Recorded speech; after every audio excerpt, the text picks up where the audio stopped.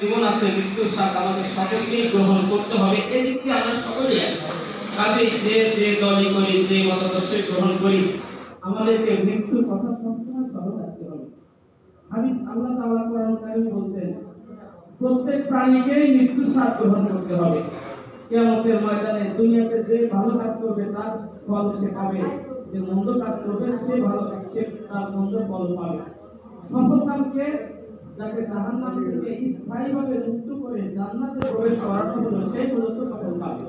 সম্মানিত উপস্থিতি, সকলের কাছে অনুরোধ, আমরা মুসলমান হিসেবে আমাদের যে কাজগুলো রয়েছে, ঈমান ঠিক করা, নামাজ পড়া এবং সৎ চরিত্রে চরিত্রবান হওয়া, লেনদেনগুলো স্বচ্ছ রাখা, এগুলো মুসলমান ইসলামের আদর্শ।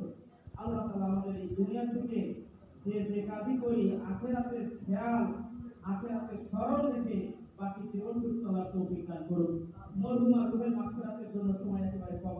আমরা ইসলামের সওয়াবের উদ্দেশ্যে 3 বার সূরা ইখলাস পড়ি। আউযু বিল্লাহি মিনাশ শাইতানির রাজীম। বিসমিল্লাহির রহমানির রহিম। কুল হুয়াল্লাহু